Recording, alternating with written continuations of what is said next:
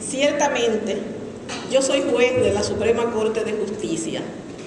Presido la sala penal. Llegué desde el último escalón y me costó cerca de 30 años. Llegar en ningún momento he renunciado a mi condición de ciudadana. No hablo aquí como juez de la Suprema ni como presidente de la Cámara Penal, es sencillamente como ciudadana que no se resigna a pasar indiferente ante el abuso. Si una cosa me define a mí, no es la lejanía que muchos asumen con la condición de juez. Reconozco que el rasgo más presente en mi conducta profesional y hasta personal es el de la insumisión, que me ha causado muchos problemas, pero me ha evitado vivir de rodillas ante nadie.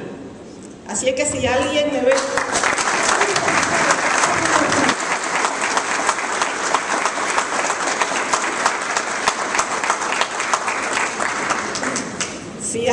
ve por ahí y así de pronto se le olvida a mi nombre, me puede decir: hey, usted, mulata insumisa, le quiero hablar.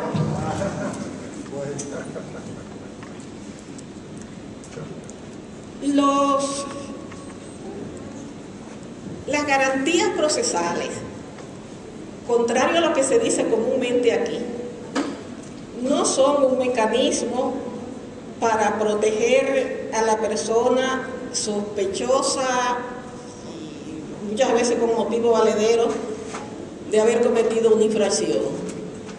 Las garantías procesales son para proteger a todos los ciudadanos en su dignidad.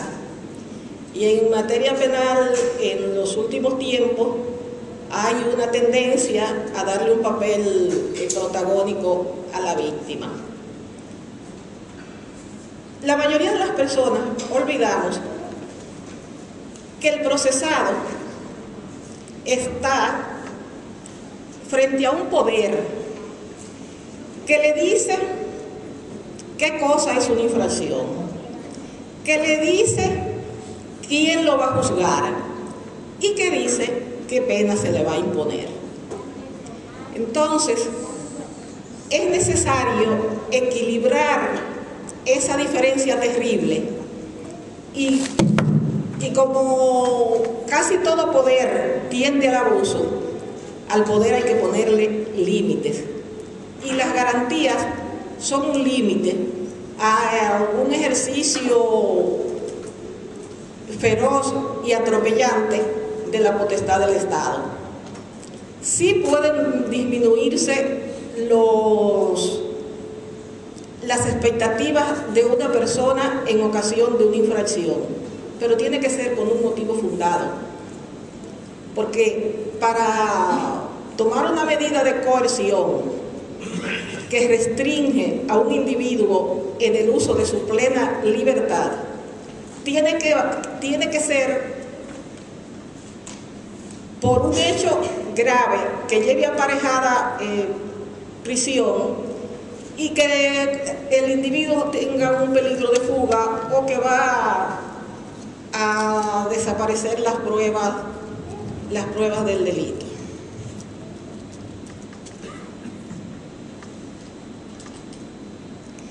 Las garantías tienen una importancia especial ahora que se está promoviendo el Estado constitucional de derecho, donde se supone que toda decisión, cualquier instrumento, decreto, ley, reglamento, lo que sea, tiene que responder a la Constitución en forma y espíritu. Y no se concibe la existencia de un derecho que se quede en una simple declaración, porque prácticamente eso y nada es igual. En el caso de los 5 cubanos, si bien nuestro ordenamiento legal tiene diferencias con el ordenamiento legal de los norteamericanos, hay cosas que son propias de la condición humana, importando poco la sociedad en que un individuo desarrolle sus actividades. La mayoría de la situación de los 5 es muy sabida por todos. Hay cosas que les resultarán ya conocidos. Sabemos que Cuba y su gobierno tienen una larga historia de acoso que provienen del territorio de los Estados Unidos, con acciones como colocación de explosivos, asalto a legaciones y más. La mayoría de estos hechos han ocurrido por cuenta de activistas de origen cubano ubicados principalmente en la Florida. Un pueblo tiene el derecho, el deber indelegable de procurar poner término a esta situación, y es en ese contexto que los 5 arriban a Miami para dar seguimiento a los peligrosos actos de estos grupos. El gobierno de Cuba no asumió la conducta de un enemigo irracional. Le entregó al FBI evidencias coherentes y precisas de los planes que estaban fraguando para la comisión de los actos terroristas. Lo facilitado con un seguimiento cuidadoso hubiera podido dar con los responsables y abrirle un proceso por los hechos cometidos y también por la conspiración para cometer otros. Pero el resultado no fue ese, sino que el 12 de septiembre del año 1988 son apresados los 5 y otras personas. Y aquí se abren las puertas de un largo infierno que aún no cesa. Se inicia una cabalgata de miembros del estamento judicial que pasan sin sonrojo por encima de garantías, sin cuyo respeto es peregrino hablar de un real Estado de Derecho. El que con una visión mínima de lo que son las garantías de un proceso penal, de acuerdo al ordenamiento legal y constitucional, haya oído lo que pasa, se asome al devenir de este proceso, irá a lo mejor con un escéptico. Ah, hombre, esos son los pro-cubanos inventando. De vuelta, lo veremos preso del asombro por no poder conciliar la noción de un democrático Estado de Derecho con lo sucedido en el proceso.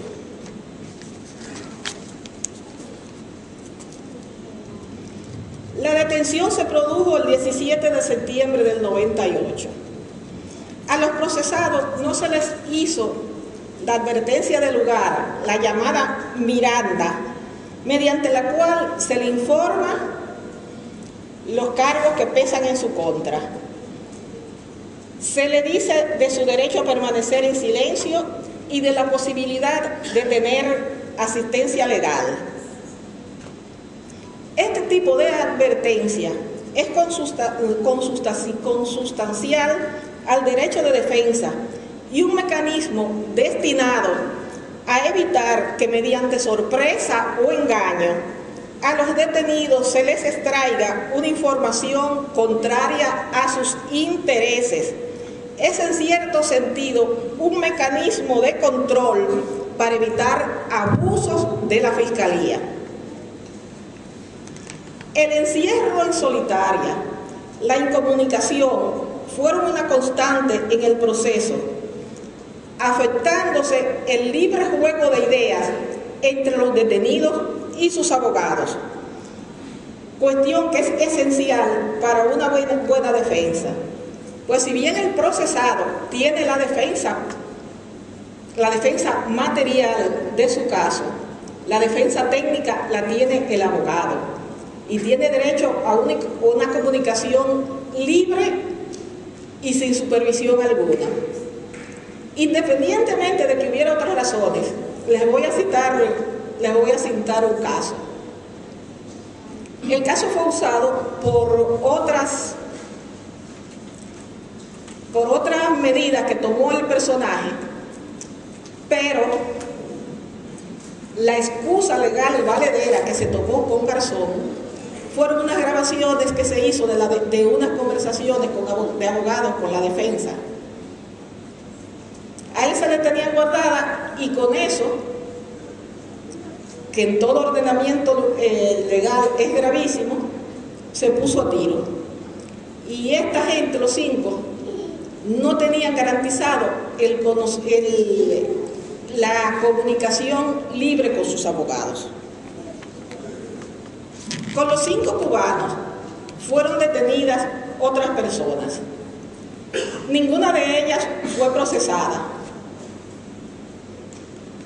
Es de suponer que hicieron algún tipo de trato con la fiscalía y para lograr ese trato también es lógico suponer que dieron alguna información perjudicial para los demás. Yo nunca tengo confianza en los llamados arrepentidos. Ellos embarcan a quien sea con tal de salvar su bien. Hasta aquí tenemos interrogatorios al margen del ordenamiento legal, incomunicación, obstrucción de la defensa, privación de contacto con familiares en un panorama desolador. Pero desde el punto de vista de la lógica de los perpetradores de estos hechos, esto tiene sentido. Es una apuesta por el quiebre de los procesados. Y al respecto, hace un tiempo leí en un ensayo de Robert Cover, un jurista norteamericano que falleció no hace mucho, que estudiaba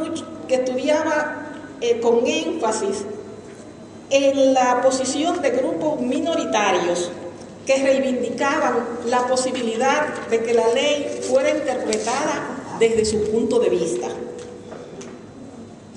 y de su identidad.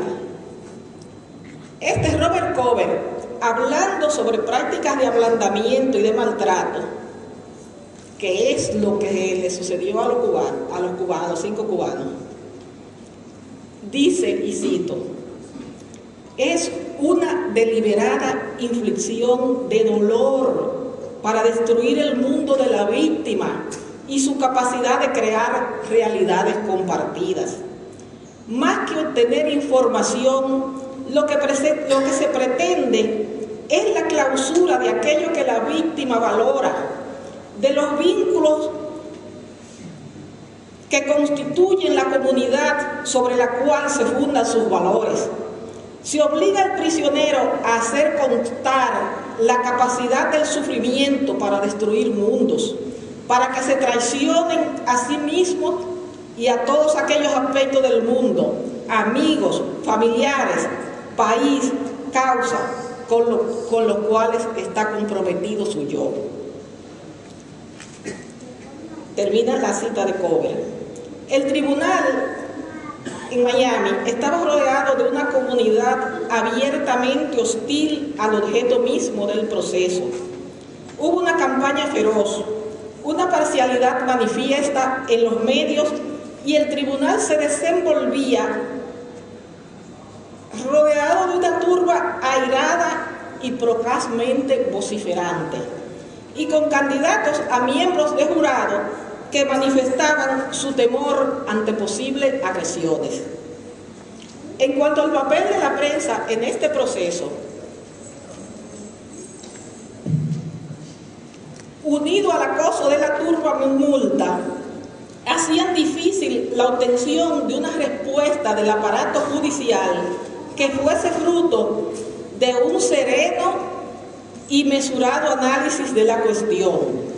Este clamor mediático en cuanto al caso de los cinco fue colocado bajo sospecha por quienes examinan el caso sin apasionamiento, y tuvieron razón cuando posteriormente se puso en evidencia los pagos que habían recibido los vocingleros. En cualquier otro lugar, lo esperable era que al solicitar el cambio de sede, este fuera concedido. La defensa no tenía que esforzarse demasiado para lograrlo. Sin embargo, cuidó todos los detalles. Incluso hizo realizar una encuesta que con cifras precisas demostraba la militante agresión y hostilidad frente al proceso y los procesados. Pero no, la solicitud de cambio de sede no llegó a ser considerada adecuadamente. Se hizo de enmiendas claras, de precedentes precisos, una interpretación ajena al espíritu de estos instrumentos. La interpretación de la ley en ciertas manos no responde a la justicia. Aquí de nuevo cito a Cobre. La interpretación legal tiene lugar en un campo de dolor y muerte. Esto es verdad en varios sentidos. Los actos de interpretación legal señalan y ocasionan la imposición de violencia sobre otros. Un juez, por ejemplo, articuló su entendimiento de un texto y como resultado de esa interpretación, de esa articulación que hace el juez, alguien pierde su libertad, su propiedad, sus hijos y hasta la vida. Las interpretaciones del derecho también constituyen justificaciones para la violencia. Cuando los intérpretes del derecho terminan su trabajo, frecuentemente dejan detrás víctimas cuyas vidas han sido destrozadas por esas prácticas sociales organizadas de la violencia. Si alguien quiere saber sobre la certeza de la anterior cita, que le pida a los cinco que les respondan, que le expliquen qué se siente bajo el peso de la impotencia, del dolor. Yo a esa pregunta le agrego otra. ¿De qué están hechos ustedes? ¿Es de amor a un pueblo, a una casa, a una causa? ¿Qué es lo que lo mantiene en pie? El maltrato, en estos casos, no es un puro deleite, no es obra de una mente retorcida, no es solo perversidad, es cálculo. Lo crucial no es la respuesta, lo crucial es llevar al otro la conciencia de que puede ser humillado.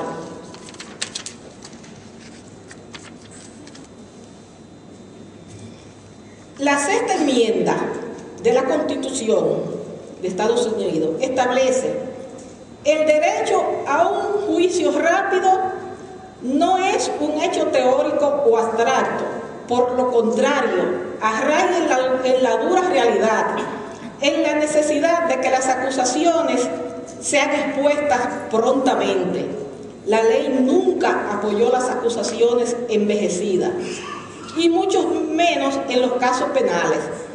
Aunque muchas personas traten de postergar la confrontación, el derecho a una pronta indagación de las acusaciones penales es fundamental y es deber de la autoridad de acusación suministrar el juicio rápido. El juicio a los 5 cubanos sobrepasó todo parámetro de duración y la prisión preventiva devino en una pena anticipada. Así las cosas, tenemos que el tribunal, además de celebrar un juicio rápido, tenía la obligación de garantizar un jurado imparcial y que si no era posible en el lugar donde tenía su sede, debería remitirlo a otra. Cuando con respecto a un juez o a un jurado se habla de la imparcialidad, es necesario precisar que la parcialidad puede venir de una relación impropia entre el que juzga o delibera y una de las partes, pero también puede venir de la actitud del que juzga frente al objeto mismo del proceso. En este juicio estaba claro que Miami no era lugar donde podía garantizarse la imparcialidad. Importaba poco que fuera mínima, ni siquiera una imparcialidad pequeñísima. Durante todo el proceso, esta parcialidad tenía que ver con el objeto de ese proceso, por la carga ideológica que lo caracterizaba, por el profundo rencor que ha dejado en lo más irracional del exilio cubano, la larga lista de fracasos de todos sus proyectos de revertir el proceso que el pueblo cubano ha querido darse. En todo proceso, cada parte tiene su teoría del caso y como parte la Fiscalía tiene la suya. Pero esta teoría del caso no es una prueba, es la hipótesis en torno a la cual desarrollará su pretensión probatoria. El juez, en su papel de tercero imparcial, tiene el deber de velar para que no se incurra en prácticas desleales que tiendan a influenciar adversamente al jurado. Esta función no fue cumplida, ni siquiera se puso cuidado en hacer a tiempo las advertencias al jurado sobre los planteamientos que apuntaban en este sentido, a pesar de todos los reclamos de la defensa. La publicidad previa es un elemento, creo que no se escucha. La publicidad previa es un elemento que puede producir parcialidad en un juicio. En esencia, el cambio de sede es un mecanismo garantizador de la imparcialidad. Cuando un asunto afecta a una comunidad y es tratado por los medios de una forma abrumadora y parcial, es natural que los ciudadanos se formen una particular opinión del caso y la objetividad de los posibles jurados podría verse comprometida. Bajo esta premisa y vista la situación que se daba en Miami, el cambio de sede era imperativo. Este cambio fue denegado, aunque fue más que evidente la hostilidad frente a los procesados, hostilidad que constituía un obstáculo insalvable para la elección de un jurado que no tuviera razones para temer por su seguridad y que fuera colocado en situación de apreciar con imparcialidad y serenamente el panorama que presentaba la acusación, una acusación plagada de suposiciones y pretendiendo que sus teorías recibieran el tratamiento de pruebas.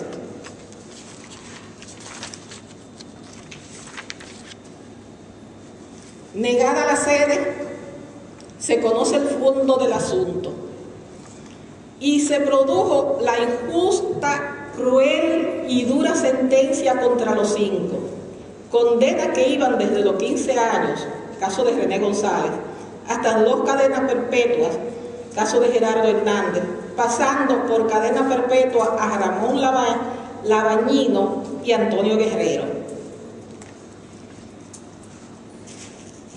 El manejo de este caso me hace a mí recordar una figura del antiguo teatro anglosajón.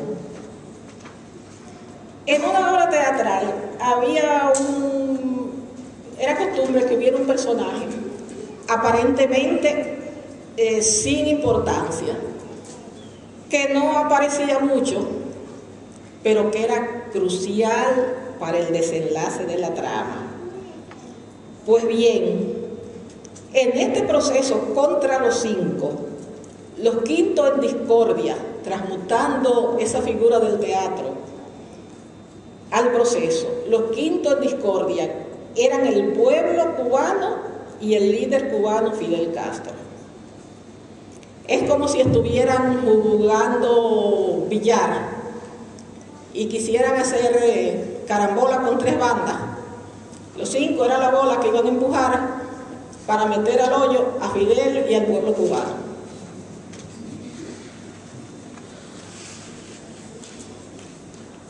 En hechos posteriores, en situaciones no tumultuosas, como la de la comunidad frente a los 5, la Fiscalía no ha objetado la solicitud de cambio de sede y esta ha sido concedida, demostrándose que hay un doble estándar de tratamiento judicial procesal a los justiciables. Este es un sistema que con su trato demuestra que para ellos a todo ser humano no se le considera persona. Y para estos que no comulgan con el sistema, lo que existe es un uso abusivo del poder, un hacer de las garantías algo trivial y desechable, y así los derechos consagrados en la Constitución, en las enmiendas, en los precedentes, son ineficaces en la práctica de un tribunal que no se siente en la obligación ética de diferenciarse del verdugo. Todo el sufrimiento, la incomunicación, la veda del contacto con familiares, los tiempos de encierro en el llamado hueco, que literalmente es un hueco, hacen actual la frase terrible de Francesco Carneluti cuando dijo: en el proceso penal no solo se hace sufrir al hombre porque sea culpable, sino también para averiguar si es culpable. En marzo del 2005, el Grupo de Trabajo de la ONU sobre detenciones arbitrarias publica un informe donde consta que en el juicio contra los 5 no se cumplió con las reglas del juicio justo y que el encarcelamiento fue de carácter arbitrario. Hay que ver la dimensión del abuso, de las violaciones, cuando con el peso de los Estados Unidos en la ONU no hubo otra salida que no fuera un abierto reproche. Ante la apelación realizada por los 5, un panel de 3 jueces de la Corte de Atlanta revocó las declaraciones de culpabilidad y manda celebrar un nuevo juicio, reconociendo todos los prejuicios fruto de la publicidad negativa desplegada en Miami. El gobierno de los Estados Unidos pidió suspender el fallo antes mencionado y que la Corte en pleno revisara el caso.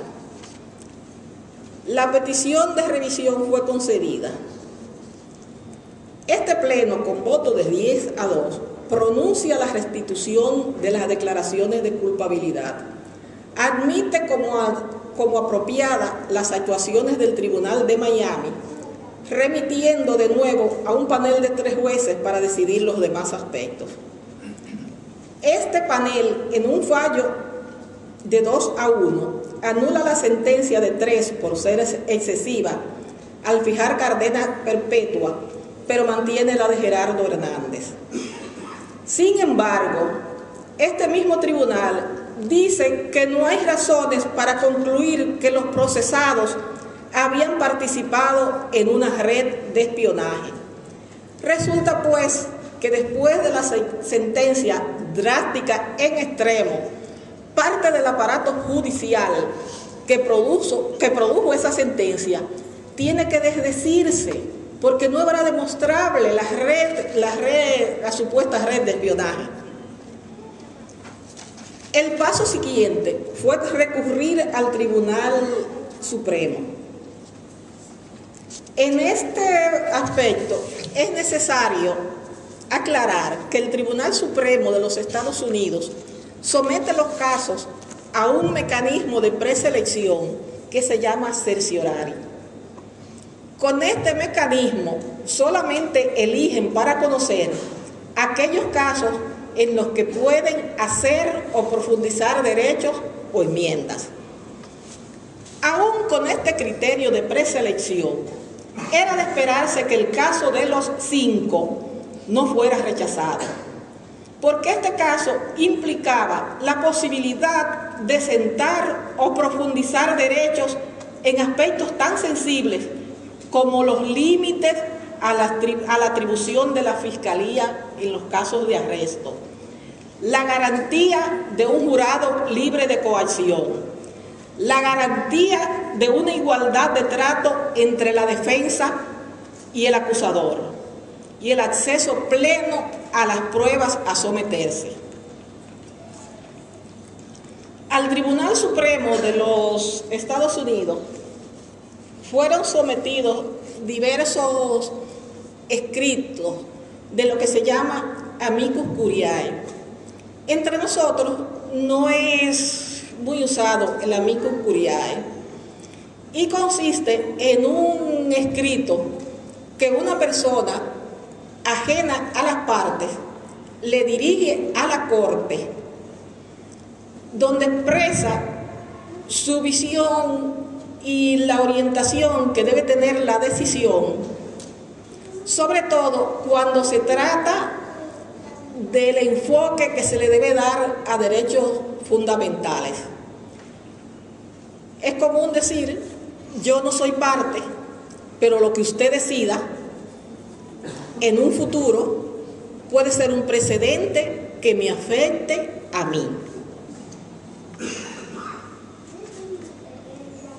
Estas opiniones generalmente van más allá que las pretensiones de las partes. Y se supone que el que hace un amicus curiae no es parcial.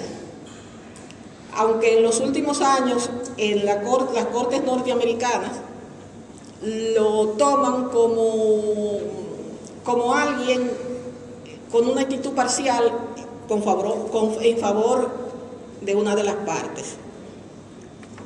En estos amicus curiae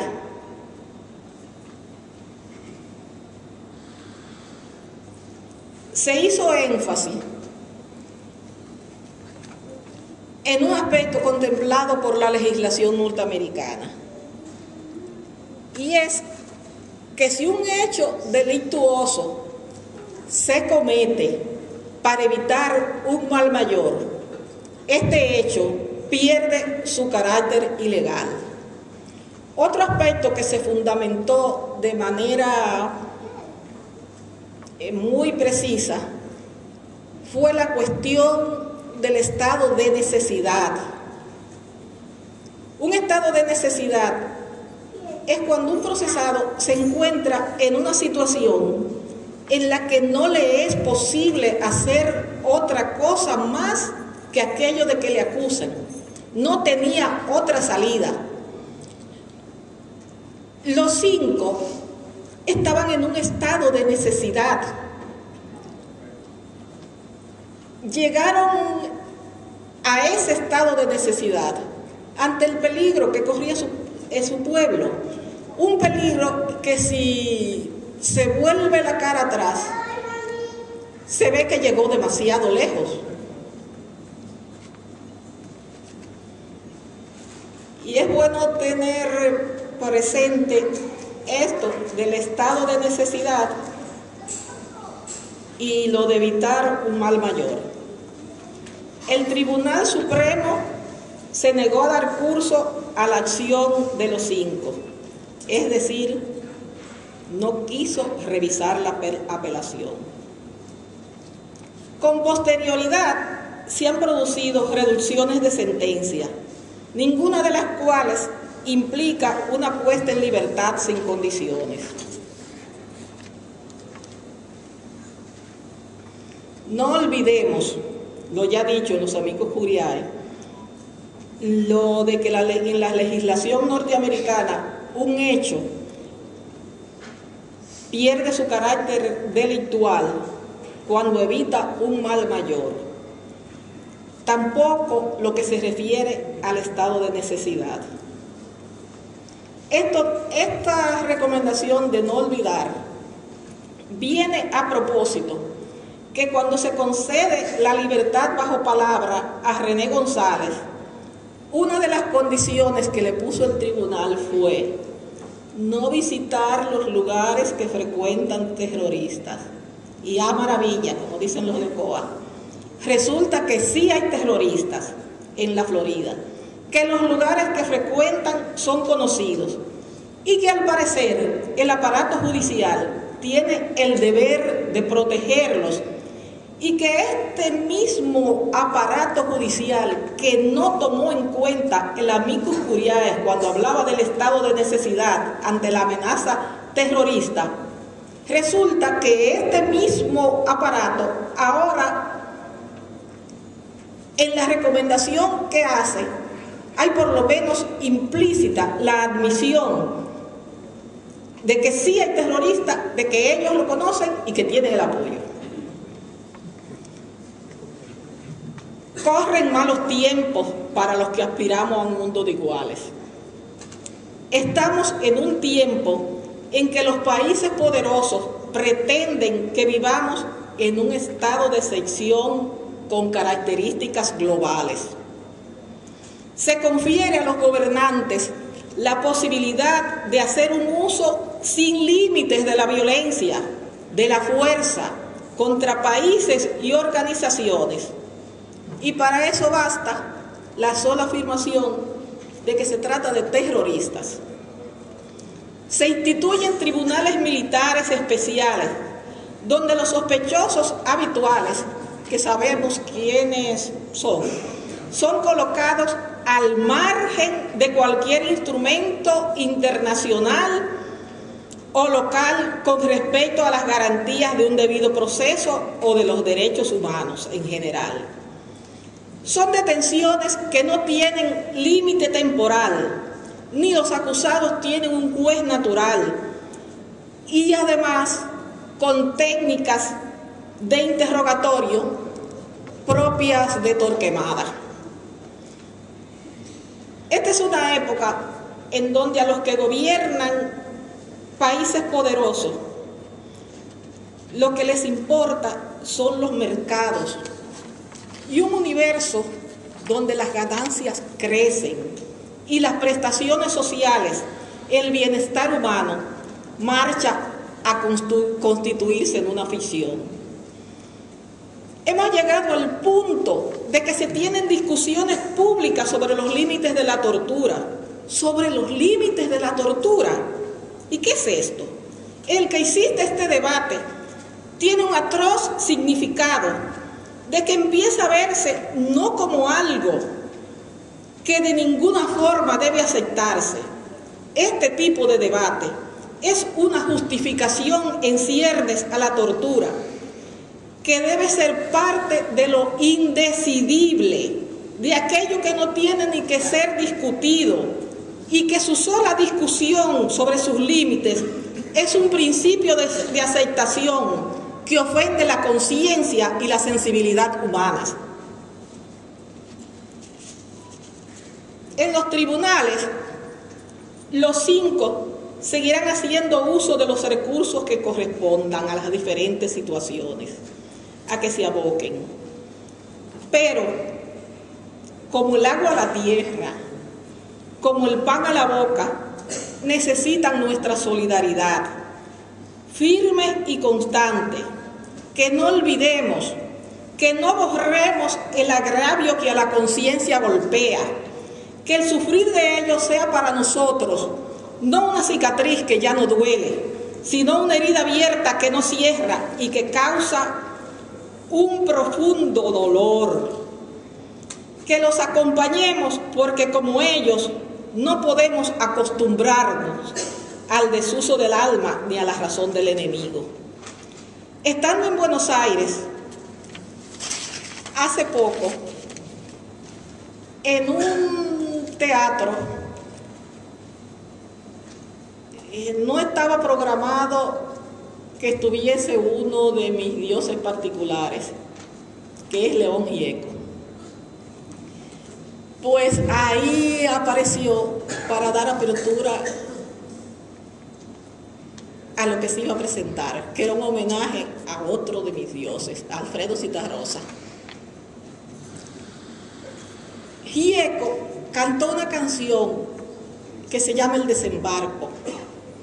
Una parte de esa canción me hizo pensar en los 5. Y dice: ¿habrá alguien que bendiga esta hermosa comunión de los que pensamos parecido? Somos los menos, nunca fuimos los primeros.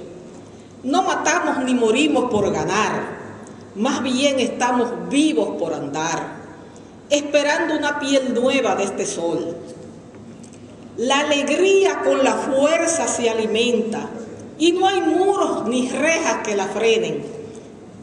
Hay quienes desembarcan ardiendo con un grito, sin barcos y sin armas, por la vida. Esos son los 5, por la vida. Gracias.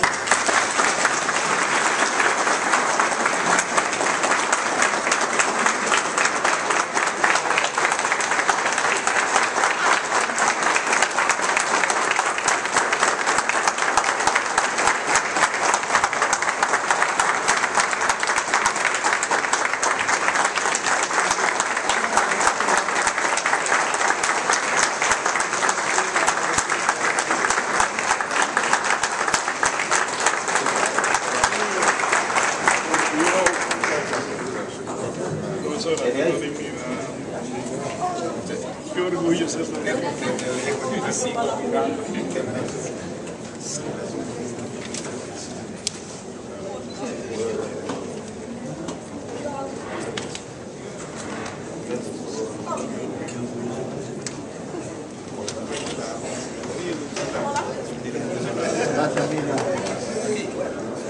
¡Oh, terminal! ¿Cómo tú estás, muchacho? No me peleé contigo.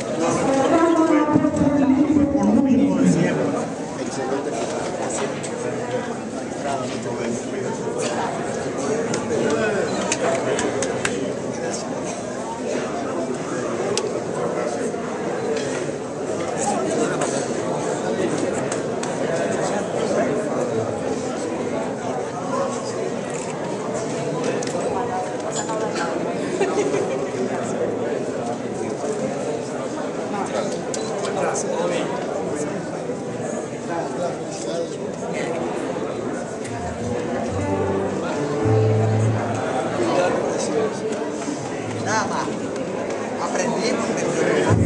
Nos sentamos 2 minutos en una guitarra organizada. Mientras tanto, el periodista francés nacional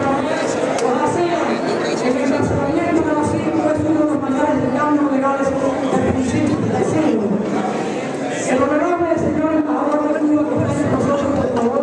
Yo no sé cómo debo hacer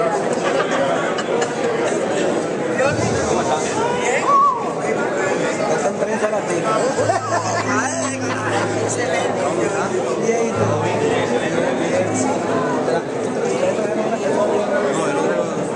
En lo que la gente conversa, se abraza, vienen a García, a vos, con la guitarra de la campaña dominicana de hoy, regalando 2 canciones a Miriam Germán, a Vicente Isabel, a mi mujer, a Virginia Álvarez, a Usmed, a Johnny Guerrero,